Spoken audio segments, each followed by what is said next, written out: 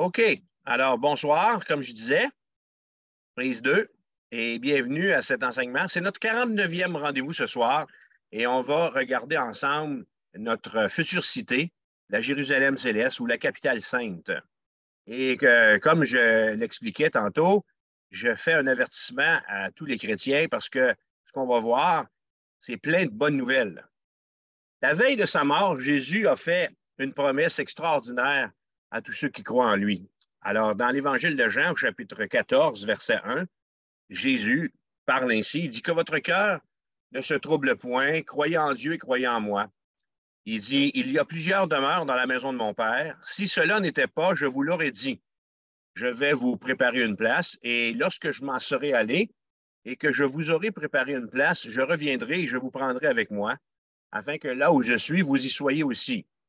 Alors, on peut se poser une question, lorsqu'on lit un texte comme ça, de quoi est-ce que Jésus parle? On est, les frères et les sœurs, dans ce texte-là, ici dans Jean 14, versets 1 à 3, devant un texte que j'ai appelé chasse anxiété. Tellement ce que Jésus nous promet dans ce texte-là, c'est beau. Le Seigneur Jésus, alors qu'il parlait à ses disciples, a parlé de notre future demeure. Et quelle est-elle, cette demeure? Puis où est-ce qu'elle est? La maison de mon Père, à laquelle Jésus fait allusion, c'est la Nouvelle Jérusalem, où Dieu va vivre avec son peuple pour toujours. Et ce sont des événements qu'on va voir dans ce message. Il s'agit du ciel actuel, où Dieu réside avec les saints anges et où les rachetés vont lorsqu'ils meurent. Alors, on parle ici, où je fais référence au paradis actuel, là où vont tous nos bien-aimés, là où vont les chrétiens et là où sont aussi tous les saints de l'Ancien Testament. La place que le Seigneur nous a préparée, dit Jean, va descendre, OK, d'en haut vers le bas. Elle va descendre dans l'état éternel. Elle va venir prendre sa place, s'installer dans la nouvelle création sur cette nouvelle terre. On a vu ça dans notre précédent message. Et à ce moment-là, la Bible nous dit que la Jérusalem céleste, cette ville sainte, va devenir la capitale du nouveau ciel puis de la nouvelle terre, c'est-à-dire l'état éternel et le dernier état, notre dernier chez nous. Alors, j'espère qu'on a tous hâte de vivre dans ce magnifique endroit.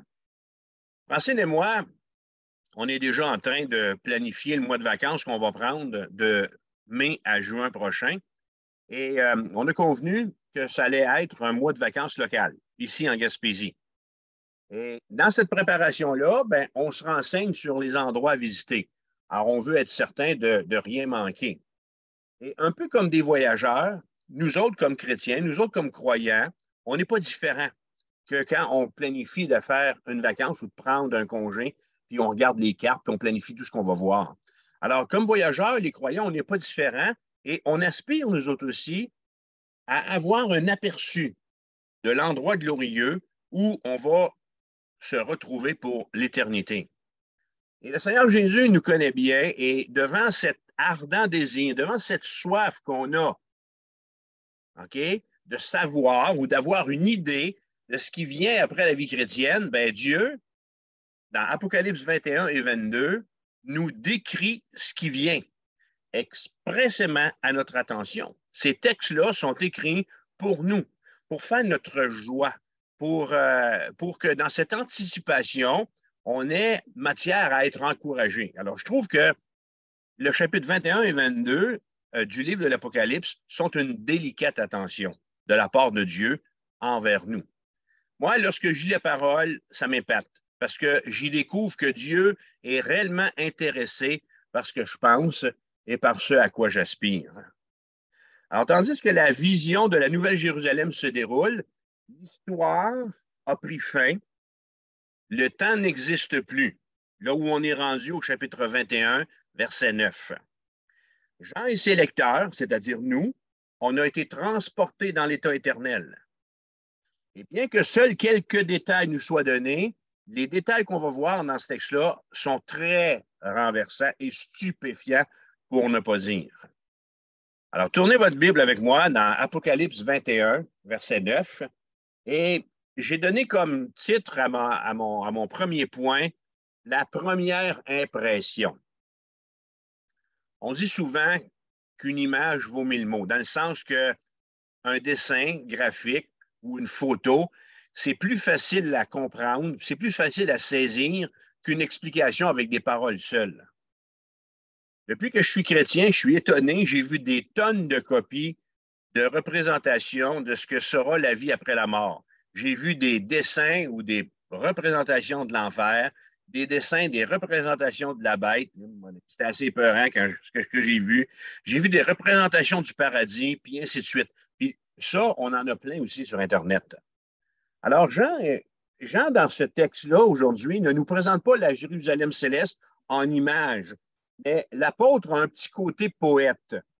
Et par son petit côté poète, ben, il va nous aider à, nous autres, là où on est, alors qu'on lit le chapitre 21, à visualiser ou du moins à arriver, à imaginer à quoi va ressembler notre dernier domicile fixe.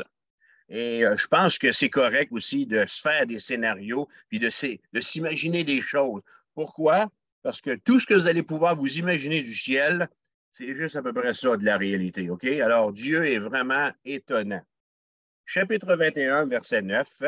Puis un des 7 anges qui tenait les 7 coupes, rempli des 7 derniers fléaux, vint, et il m'adressa la parole en disant, viens, je te montrerai l'épouse, la femme de l'agneau, et il me transporta en esprit sur une grande et haute montagne. Et il me montra la ville sainte, Jérusalem, qui descendait du ciel d'auprès de Dieu, ayant la gloire de Dieu. Son éclat était semblable à celui d'une pierre très précieuse, d'une pierre de jaspe transparente comme du cristal. Alors, on voit que au début de la vision, un ange apparaît à Jean et attire son attention sur la cité, ce qui nous donne notre première impression de ce que sera la Jérusalem céleste. Je tiens à vous faire remarquer que la dernière fois qu'un ange a figuré dans les événements qu'on est en train d'étudier, ça fait 1000 ans, au stade où on est rendu là, chapitre 21, verset 9. Au chapitre 20, verset 1, au moment de l'inauguration du règne de 1000 ans, c'est là qu'on a rencontré notre dernier ange. Alors, 1000 ans après, on se retrouve dans notre chapitre 21, verset 9. Alors, jusqu'ici, dans notre étude, on a vu puis on a réalisé que les anges jouent un rôle important dans l'Apocalypse. Et l'ange du chapitre 21, verset 9, selon ce que nous dit Jean, il a pris part au jugement de la tribulation. Dernièrement, et à l'approche de la fin de cette série sur le livre de l'Apocalypse, il y a encore 2 rencontres à venir. Quelqu'un parmi vous m'a demandé ce que j'avais prévu comme suite, c'est-à-dire quelle serait la prochaine série. Alors, on me fait des suggestions, mais ce que je peux vous dire, c'est que ben, j'ai rien de prévu pour le moment, je veux dire, après Apocalypse. Est-ce que je vais avoir quelque chose d'autre dans la même lignée? Mais en parlant ici à nouveau du rôle devant vous ce soir que joueront les anges dans les temps de la fin, je me suis rappelé que j'avais dans ma bibliothèque un livre depuis 2014.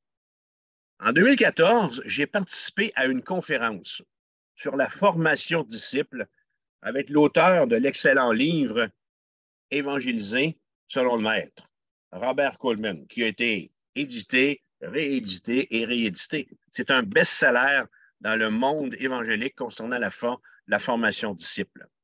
Et alors que j'étais à cette conférence avec M. Coleman, qui aujourd'hui a 94 ans, puis qui est encore actif, je lui ai dit, j'ai dit, M. Coleman, j'ai dit, j'enseigne dans l'église locale où je suis, systématiquement le livre de l'Apocalypse, c'est-à-dire verset après verset.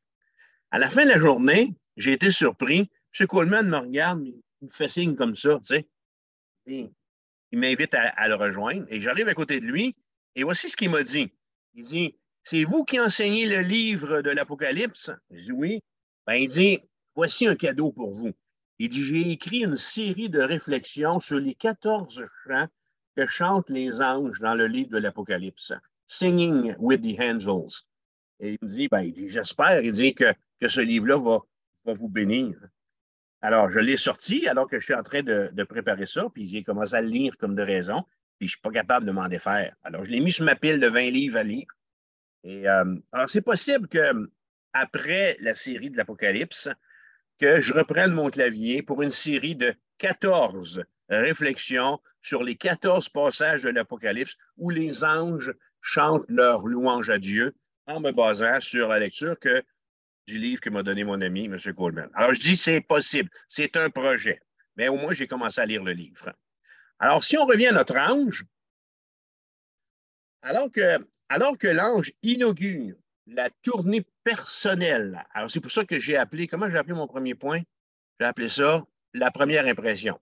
Alors que l'ange inaugure la tournée personnelle de la capitale du ciel, qui est en train de faire avec Jean, l'ange va adresser à l'apôtre une première parole en disant, viens, je te montrerai l'épouse, la femme de l'agneau. Quand on participe à une noce, on voit entrer plein de gens là, bien habillés, toutes bien coiffées. Alors, on voit entrer les demoiselles d'honneur. Ensuite de ça, on voit rentrer le petit page. Ensuite de ça, on voit rentrer le père du marié. Par-dessus ça, rentre le marié. Mais là, quand la musique se met à jouer, qu'est-ce qui se passe quand la mariée arrive sur le pas de la porte? C'est l'euphorie totale. L'assistance entière se lève au son des oh, en disant hey, do, ben, belle, la mariée. Alors, l'ange dit à Jean dans notre texte, viens, je te montrerai l'épouse, la femme de l'agneau. On a été introduit à cette magnifique épouse un peu plus haut dans le texte, chapitre 21, verset 2, quand Jean écrit « Et je vis descendre du ciel d'auprès de Dieu la ville sainte, la nouvelle Jérusalem ». Alors, c'est de elle qu'on parle encore ce soir, mais il y a une spécification bien claire qui nous est donnée au verset 2, c'est que cette Jérusalem, cette nouvelle cité, s'est préparée comme une épouse qui s'est parée pour son époux. La nouvelle Jérusalem, on réalise qu'elle est décrite comme une épouse. Pourquoi? Parce qu'elle tient son caractère de ses occupants. Elle a son identité, elle la retrouve dans ses occupants. Ses occupants se composent de l'épouse de l'agneau. C'est un titre qui est donné à l'origine à l'Église. Apocalypse 19, verset 7, Jean a dit à ce moment-là, réjouissons-nous et soyons dans l'allégresse et donnons-lui gloire, car les noces de l'agneau sont venues et son épouse s'est préparée. Alors, dans notre texte d'aujourd'hui, à partir de 21, 9, chapitre 21, verset 9, le sens du mot épouse est maintenant élargi pour englober tous les rachetés de tous les temps qui y vivront pour toujours. Ça fait toujours bizarre quand j'enseigne sur l'éternité puis que j'utilise des termes comme pour toujours ou que j'utilise le mot temps. Mais écoute, c'est des mots qui nous aident à comprendre. La Nouvelle Jérusalem, elle est comparée à une épouse parce que les rachetés seront alors unis pour toujours à Dieu et à l'agneau. Et on la définit plus précisément encore comme étant la femme de l'agneau parce que le mariage va avoir eu lieu au chapitre 19. On a déjà vu ça il y a quelques mois. Alors, dans la vision incroyable de Jean, l'ange commence par le transporter en esprit. Lorsqu'il reçoit les visions que comprennent le livre de l'Apocalypse, le vieil apôtre, environ 90 ans, est prisonnier des Romains sur l'île de Patmos. Et là, ici, il est transporté de là, de son île à Patmos, dans un voyage spirituel étonnant pour lui faire voir ce que l'œil d'aucun homme n'a jamais pu voir. Et l'apôtre va répéter ici l'observation qu'il a faite dans le verset 2. Il va dire, la Nouvelle Jérusalem descend du ciel d'auprès de Dieu. Alors, on a vu le mois dernier que Jean met l'accent sur l'origine de cette cité. Il s'agit de la cité dont Dieu est l'architecte et le constructeur, nous dit le livre aux Hébreux, chapitre 11, verset 10. Alors, je nous fais remarquer ici que ce n'est pas la création des cieux qui est décrite ici. On l'a vu, ça, dans la première partie du chapitre 21. Mais il est question dans notre texte aujourd'hui de la descente de ce qui existait déjà de toute éternité, pensé, et qui est maintenant situé au cœur du nouveau ciel et de la nouvelle terre. La caractéristique la plus distincte de cette capitale de l'éternité, c'est qu'elle constitue le trône de l'Éternel, le Tout-Puissant, et que la gloire de Dieu y réside. Alors, ce n'est pas n'importe quel genre de cité.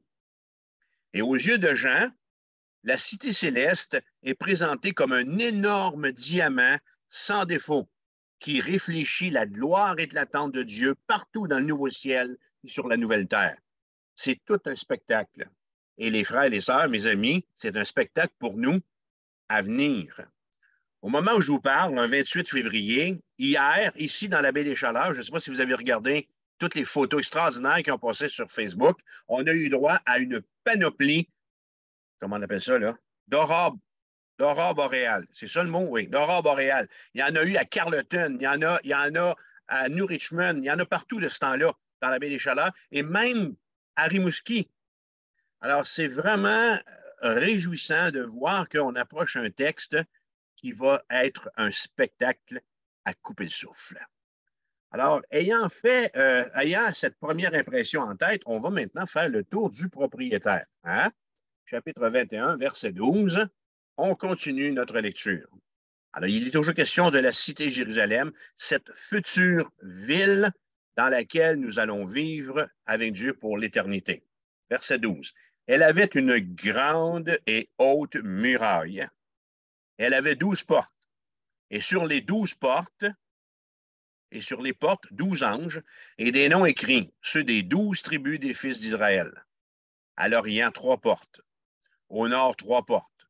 Au midi, 3 portes. Et à l'Occident, 3 portes. La muraille de la ville avait 12 fondements, et sur eux, les 12 noms des 12 apôtres de l'agneau. Celui qui me parlait avait pour mesure un roseau d'or, afin de mesurer la ville, ses portes et sa muraille. La ville avait la forme d'un carré et sa longueur était égale à sa largeur. Il mesura la ville avec le roseau et trouva 12 000 stades. La longueur, la largeur et la hauteur en étaient égales. Il mesura la muraille et trouva 144 coudées, mesure d'homme, qui était celle de l'ange. La muraille était construite en jaspe et la ville était d'or pur, semblable à du verre pur. Les fondements de la muraille de la ville étaient ornés de pierres précieuses de toute espèce. Le premier fondement était de jaspe, le second de saphir, le troisième de chalcédoine, le quatrième d'émeraude, le cinquième de sardonyx, le sixième de sardoine, le septième de chrysolite, le huitième de béryl, le neuvième de topaze, le dixième de chrysoprase, le 11e d'hyacinthe, le 12e d'améthyste. Les 12 portes étaient 12 perles, chaque porte était d'une seule perle. Voilà! C'est quelque chose comme tour du propriétaire. Est-ce que je peux vous demander combien coûte votre logement par mois? 600 $, 700 $, 800 $, 1000 $? Est-ce que je peux vous demander quelle est l'évaluation municipale de votre maison? 300 000 $, 400 000 $, 650 000 $? Selon vous, combien vaut la maison la plus chère au monde? À Bombay, en Inde, la résidence la plus chère du monde vaut 1,4 milliard de dollars canadiens. Et cette maison-là, qui est en fait un immeuble, appartient au milliardaire Mukesh Ambani et elle compte 27 étages. Elle a 29 chambres, un stationnement à 6 étages et pas une, pas deux, mais 3 zones d'atterrissage pour hélicoptère. Alors, quand je regardais ça, je me suis dit, j'espère que le monsieur, au moins, y est heureux. Et ça m'amène à dire que je pense que l'homme ne va jamais cesser d'avoir des idées de grandeur, ou dans le cas de ce milliardaire-là, de dire plutôt des idées de hauteur. Alors, en comparaison, je trouve que l'exercice que je vais faire, il est indécent. Qu'est-ce que je veux dire? C'est que je vais essayer de comparer la valeur d'une maison terrestre à notre future demeure céleste comme croyant. Alors, je trouve que mon exercice est indécent parce que le langage humain ne permet pas de décrire pleinement toute la magnificence inimaginable de la future maison éternelle des croyants.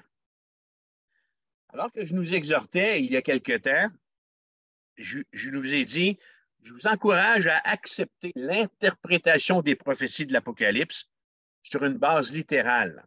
Et je répète à nouveau que je crois littéralement ce que nous annonce ici l'apôtre Jean dans le chapitre 21 du livre de l'Apocalypse. La Jérusalem céleste, notre dernière et ultime demeure, comme croyant, aura des dimensions à couper le souffle et elle sera d'une beauté inimaginable et incroyable. Et là, il ne faut pas oublier que son architecte, l'architecte de la Jérusalem céleste, c'est pas M. Taillibert, mais j'ai enlevé son prénom, OK? Pour ne pas le gêner, là. Alors, c'est pas M. Taillibert, mais c'est l'Éternel Dieu. Et la vérité au sujet de cette cité céleste, c'est que, en réalité, là, il s'agit d'une création matérielle qui est construite dans l'infini des cieux, en présence de Dieu, et qui est construite par Dieu. Alors, cette double réalité-là, que c'est une construction matérielle construite dans l'infini par Dieu, moi, là, quand je préparais ça, là, oh, il fallait que j'aille respirer des fois, aller prendre une bouffée d'air. Hein. Réalisons-nous que Jésus, depuis son ascension en Acte 2, s'y affaire, il y travaille. Et le temps vient où on va rentrer à la maison, frères et sœurs. Jésus l'a dit, hein? Je m'en vais vous préparer une place. Alors, les paroles de Jean nous fournissent ici, dans le chapitre 21, tous les détails pour aiguiser notre espérance. Si vous n'aviez pas d'idée à quoi ressemble la future Jérusalem, je vous le dis, dans 30 minutes d'ici, vous allez dire, aïe, aïe, c'est qui va faire les ménages? Okay. Alors, Jean va nous donner des détails pour vraiment aiguiser notre espérance. Alors que la cité est une grande et haute muraille, ça indique qu'il ne s'agit pas d'un endroit hypothétique. Alors, notre future demeure, elle possède très bien des mesures, des dimensions. Elle a des limites. La Bible dit, c'est un détail important, qu'on peut y entrer et qu'on peut en sortir par ces 12 portes. Alors, c'est un détail qui est assez littéral. À ces portes, 12 anges se tiennent au service de la gloire de Dieu et au service de son peuple. L'auteur du livre aux Hébreux nous donne d'ailleurs une précision sur le mandat des anges. Hébreux 1, verset 14, il écrit « Ne sont-ils pas tous, ne sont-ils les anges? » Alors, les anges ne sont-ils pas tous des esprits au service de Dieu, envoyés pour exercer un ministère en faveur de ceux qui doivent hériter du salut? Alors, on va réaliser dans le texte qu'on est en train de regarder aujourd'hui que, écoute, ils servent encore, même dans l'éternité. Jean continue en disant que sur ces portes, il y a des noms écrits. Celui ou le nom des 12 tribus des fils d'Israël. Qu'est-ce qu'on doit comprendre de ce détail? Il y a plein de détails qu'on va regarder.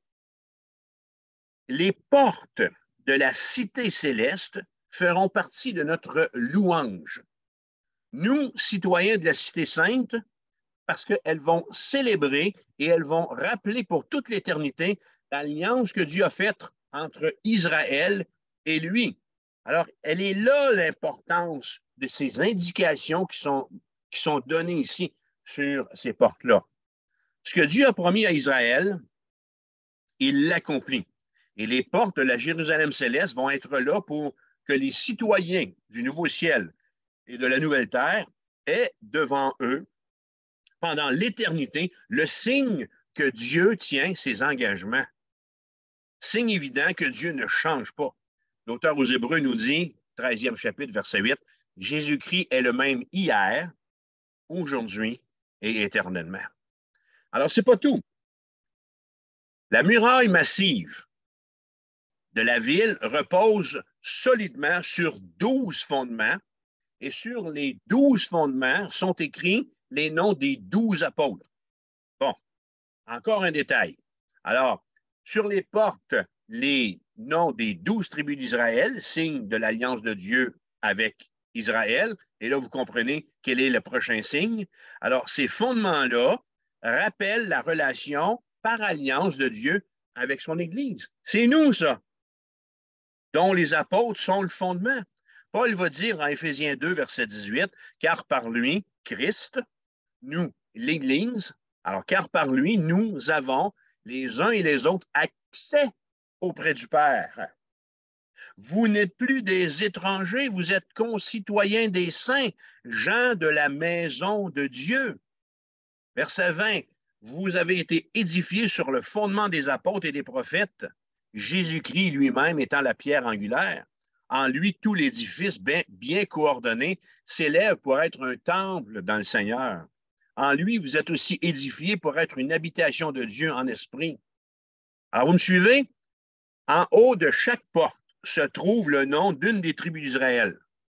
Au bas de chaque porte se trouve le nom d'un des apôtres. La disposition des portes de la cité illustre la faveur que Dieu a faite à tous ses rachetés, tant ceux de l'Ancienne Alliance que ceux de la Nouvelle Alliance. C'est la cité des rachetés de l'Éternel. Amen. Alors, OK. Si la maison la plus dispendieuse au monde, elle a 27 étages, l'ange nous révèle ici que la ville, que notre future demeure, ne l'oublions pas, elle a la forme d'un carré. Sa longueur est égale à sa largeur.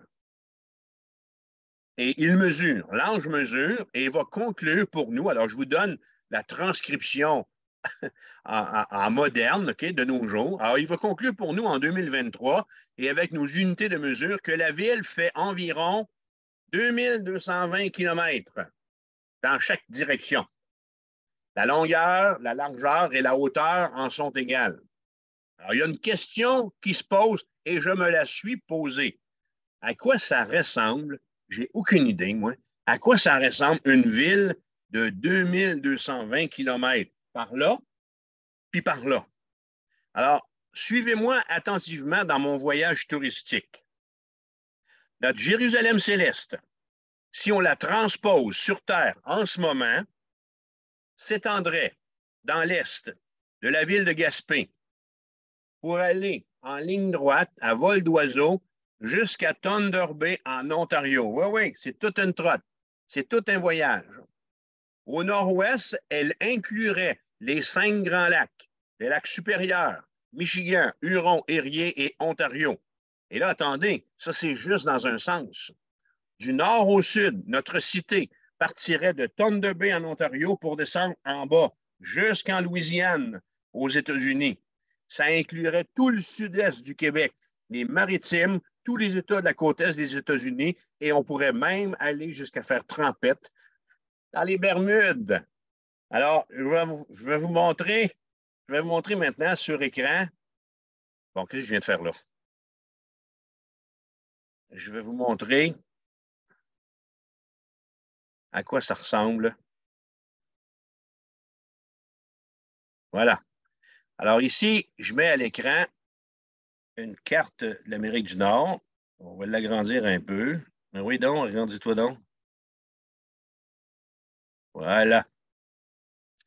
Alors, si vous suivez ma souris, là, est ici, là. Alors, en haut à droite, ici, là, alors on a la péninsule gaspésienne. Alors, Gaspé est ici. Et là, en ligne droite, on s'en va vers l'ouest, ainsi de suite. OK, Thunder Bay est à peu près ici, à peu près au centre de la carte. Et là, vous voyez ici les 5 grands lacs que j'ai nommés. Alors, on part de Gaspé, on s'en va jusqu'à Thunder Bay, à peu près ici. Et là, on va descendre au sud. Descendez avec moi, en plein centre de l'écran. Vous voyez ma petite souris qui descend jusqu'en Louisiane, ici. Et là, de la Louisiane, on va aller vers l'océan Atlantique, vers la droite, ici. Ah, voyez-vous, je suis rendu dans l'eau, là, jusqu'aux Bermudes. Alors, ça nous fait pas mal grand à entretenir. Êtes-vous d'accord avec moi? Je retourne vers mes notes.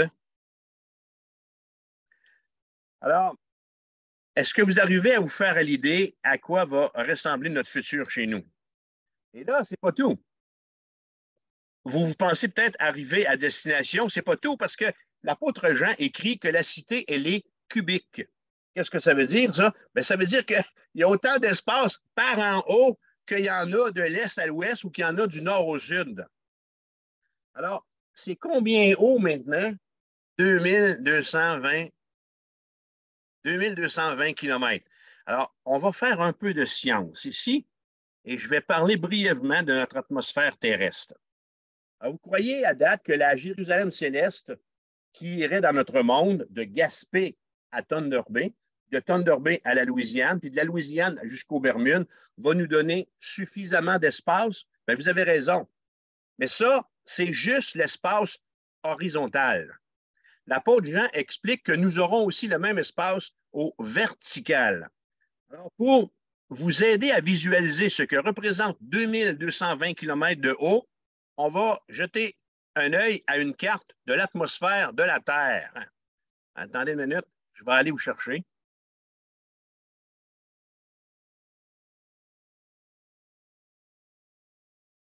Voilà. Et on divise, bon, on divise normalement l'atmosphère terrestre en 4 couches. Alors, à partir d'en bas de l'écran, la troposphère, ensuite de ça, la stratosphère. Puis là, vous voyez à l'écran que c'est dans cette couche-là que se trouve la couche d'ozone. Ce qui est intéressant de voir, c'est que la première couche en bas, la troposphère, c'est là que sont les vols, comment on dit, là, d'un océan à l'autre. Là. Et nos grands charters, les Boeing de ce monde, et ainsi de suite, volent à peu près à une altitude entre 30 à 32 000 pieds de haut. Alors, tout ça, ça se passe dans la première couche. À gauche, vous avez en altitude les kilomètres. Alors, la troposphère qui va à peu près jusqu'à 15 km de haut, la stratosphère, ensuite de ça, qui monte à peu près jusqu'à 50, vient une troisième couche, la mésosphère, et ensuite on arrive à la thermosphère, qui nous amène à peine à 100 km de haut. On est déjà pas mal haut. Vous êtes d'accord avec moi? OK. Alors, je ferme ça, puis je retourne à mes notes. En haut des 4 couches que je viens de vous montrer se trouve l'exosphère. Et l'exosphère, elle assure la transition entre l'atmosphère et l'espace interplanétaire. Et là, on est bien en deçà. On est en dessous du 2220 km de haut. Alors, ce que je suis en train de vous montrer ici, c'est que même à la verticale, il nous reste encore beaucoup de place. Notre future demeure de 2220 km de hauteur représente, mes bien-aimés, 250 fois la hauteur du mont Everest. Alors voilà notre futur lieu de résidence. 2200 km de ce bord-là, 2220 km de ce bord-là, puis 2220 km par en haut. On pourrait se demander pourquoi autant d'espace et qu'est-ce qu'on va faire d'un toit à 2220 km en haut de nos têtes?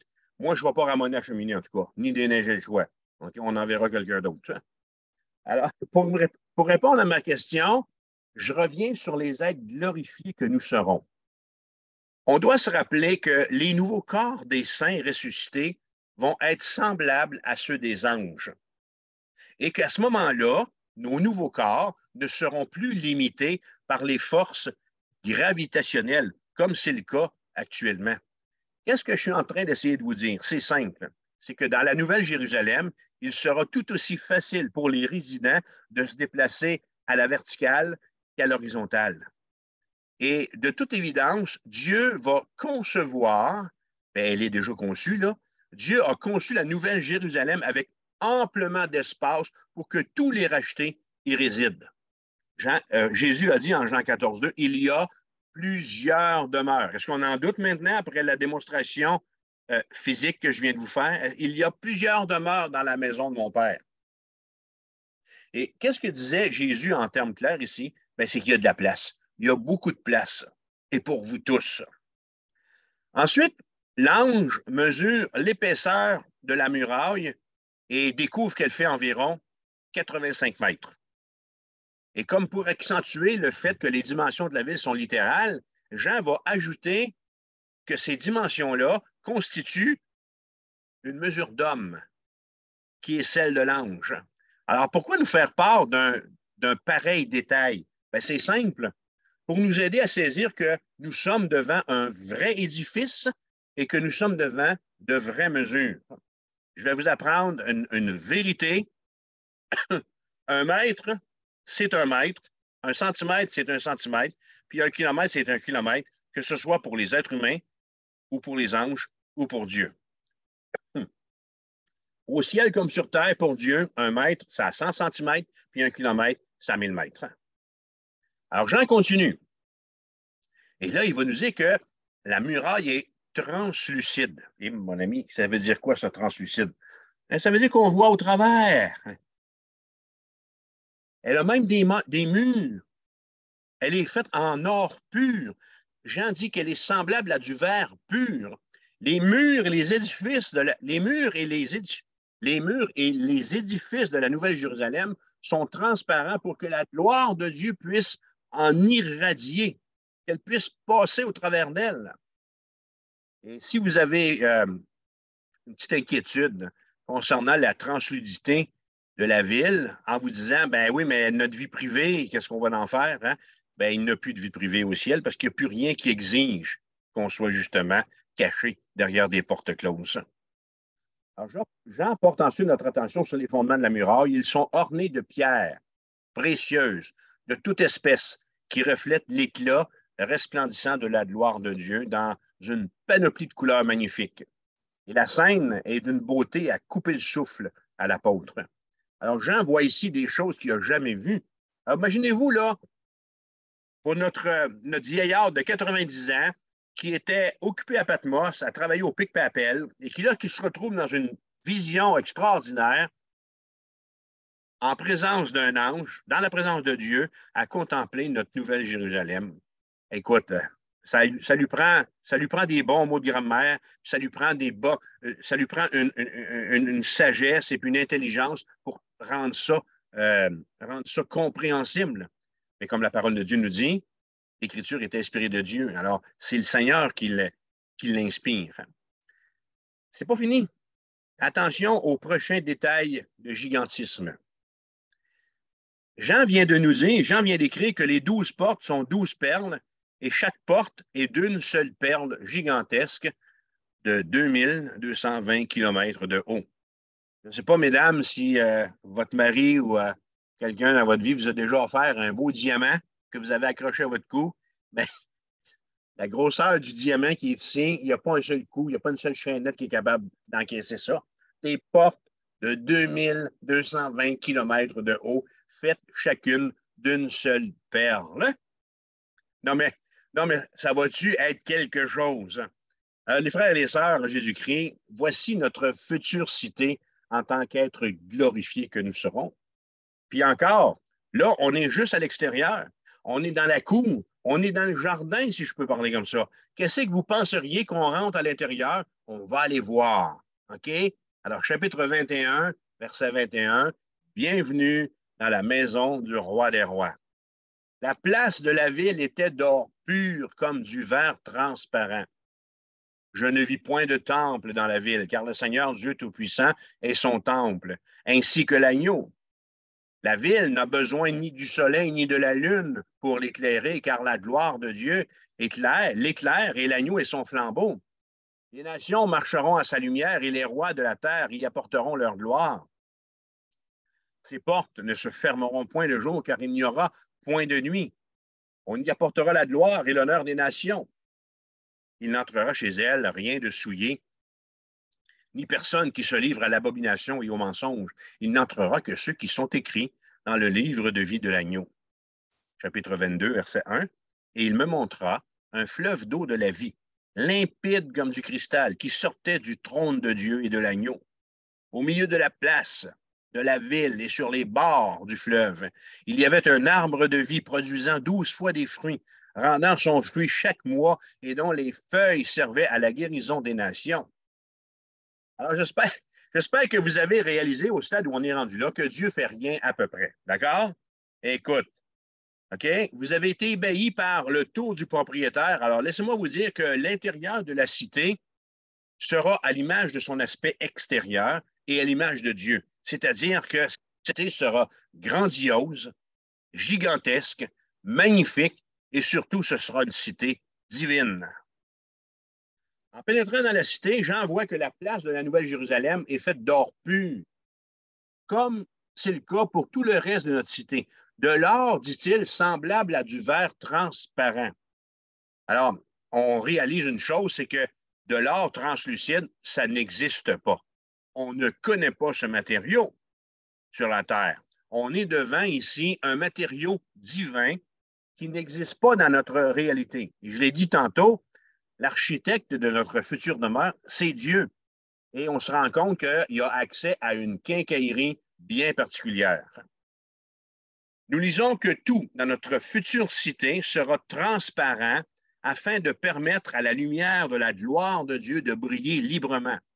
Et cette gloire-là, elle ne brillera pas seulement sur la cité de 2220 km dans toutes les directions, ni uniquement sur nous, mais elle brillera sur tout le nouveau ciel et sur toute la nouvelle terre. Jean remarque ensuite qu'il n'y a pas de temple dans notre ville. Ben, il n'y a pas d'église. Où est-ce qu'on va aller adorer?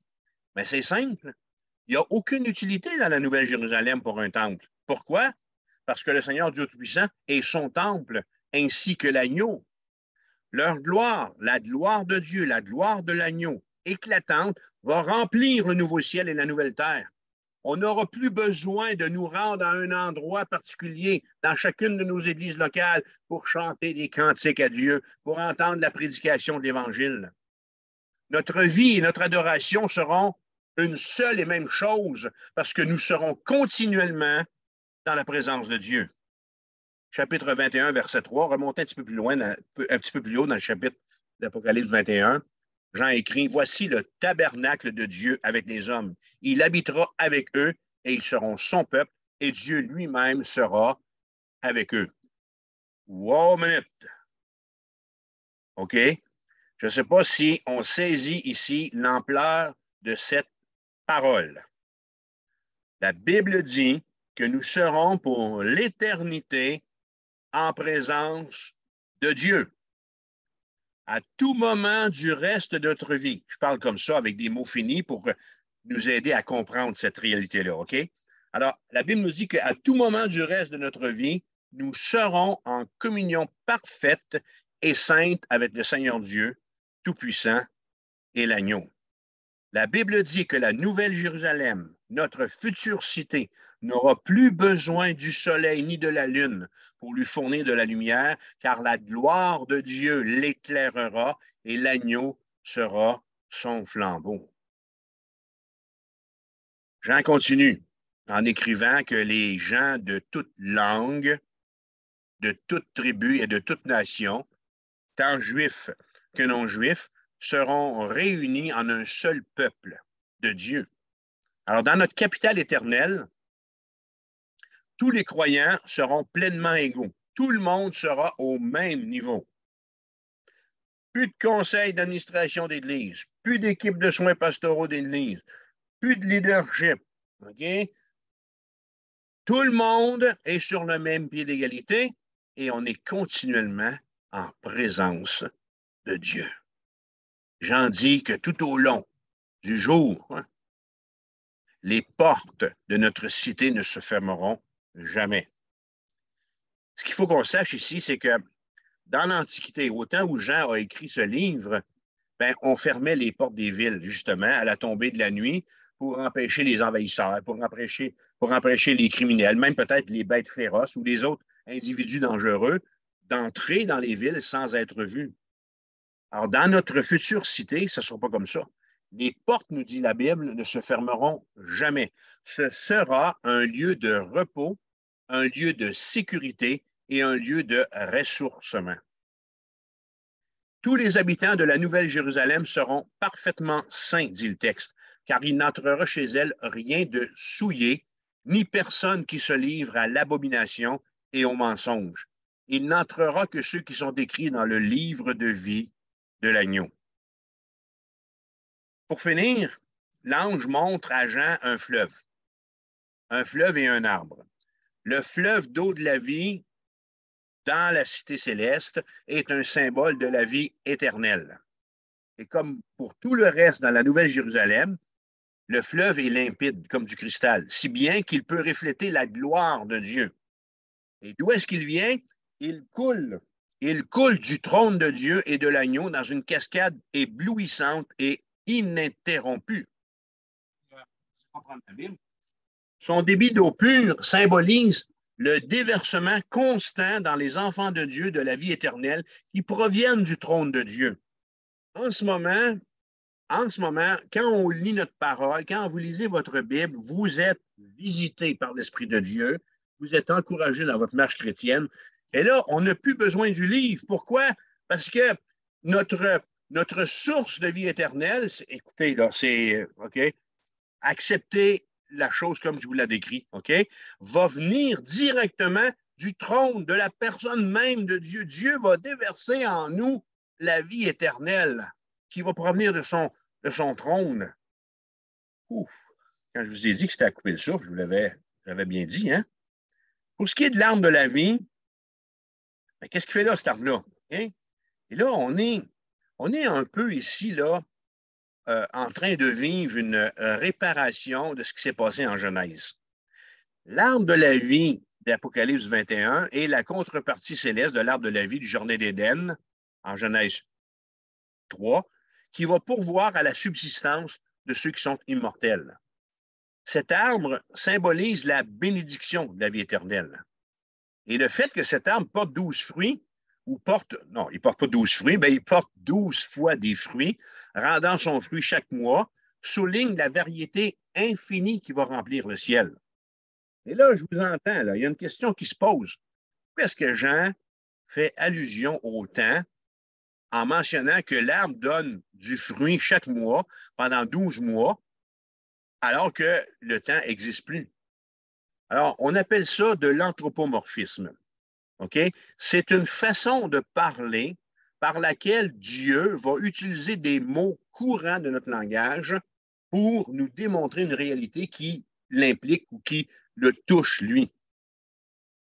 Alors, le Seigneur se sert de mots comme ça pour nous aider à comprendre cette notion temporelle et compréhensible parce qu'on est encore des êtres bien finis. On est terminé, on est fini. On a une date de début, on a une date de fin. Entre ça, on vit puis on vieillit.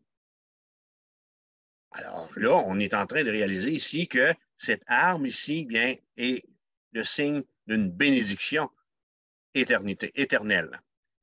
Jean fait encore une remarque en conclusion, une drôle de remarque. Il dit, les feuilles de cet arbre serviront à la guérison des nations. Mais là, il n'y a plus de maladie. Pourquoi est-ce que Jean, tu viens nous compliquer la compréhension de ce livre-là en nous disant que il y a un arbre qui va servir à la guérison des maladies, alors que dans le ciel, il n'y a plus de blessure qui va avoir besoin d'être guérie.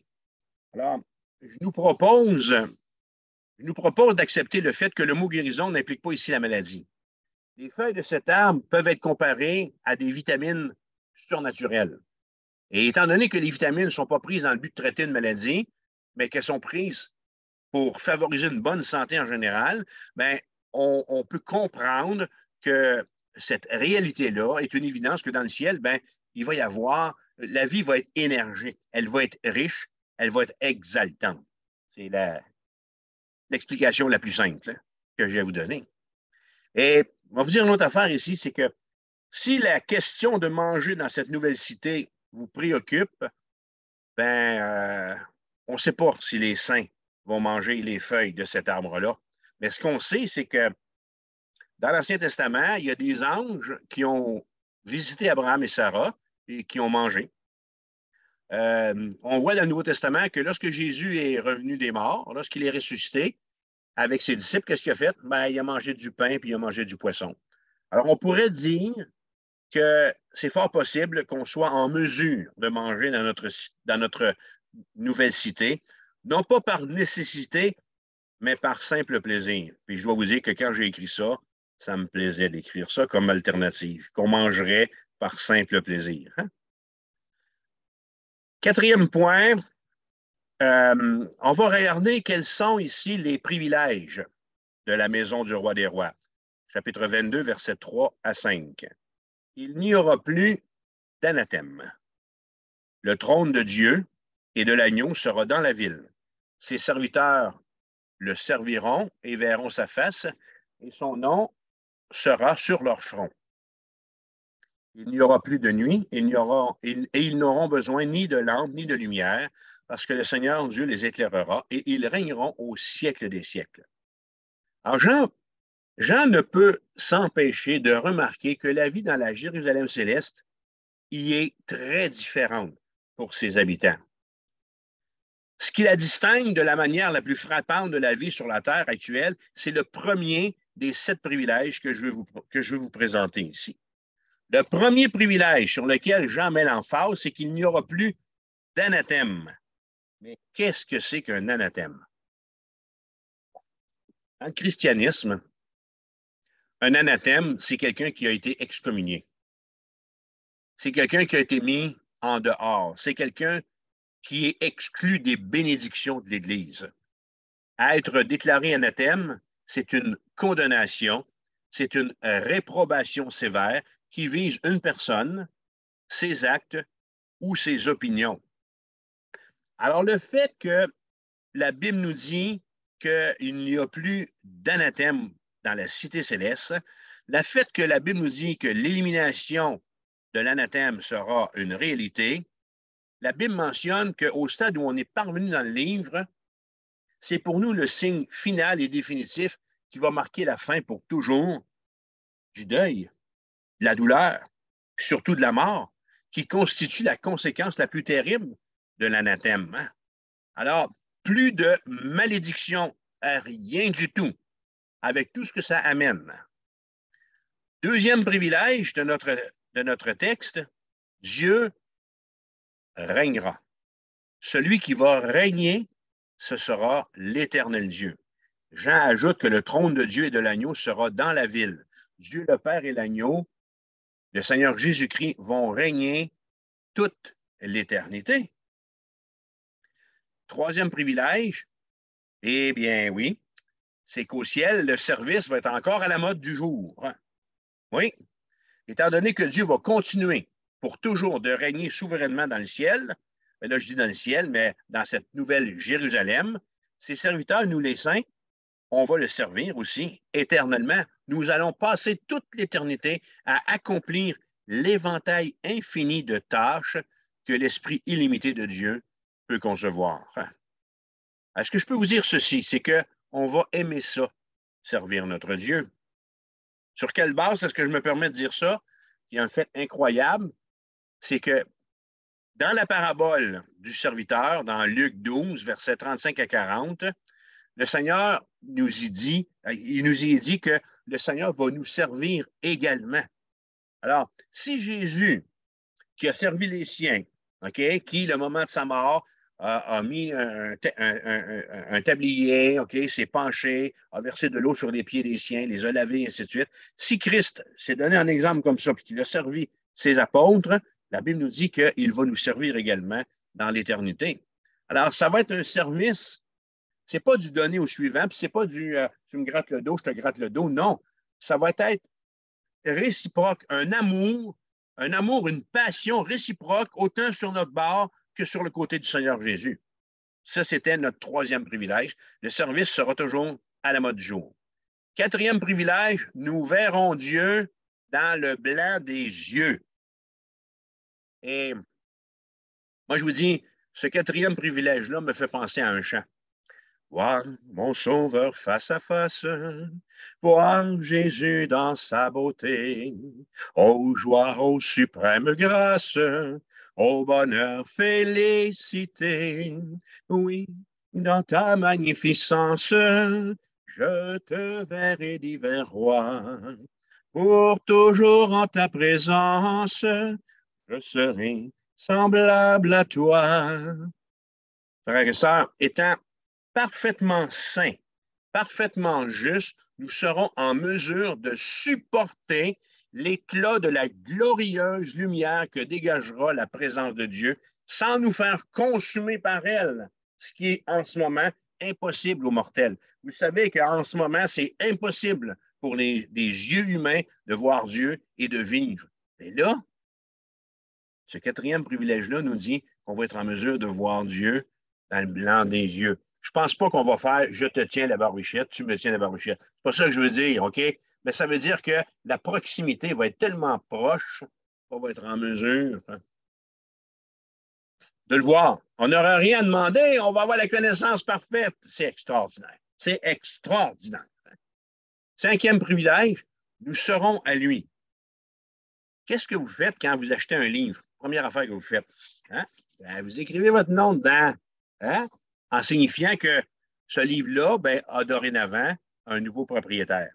Alors, nous les racheter, nous dit la Bible, nous serons la possession personnelle de Dieu. Vous voyez, la Bible dit que son nom sera sur notre front.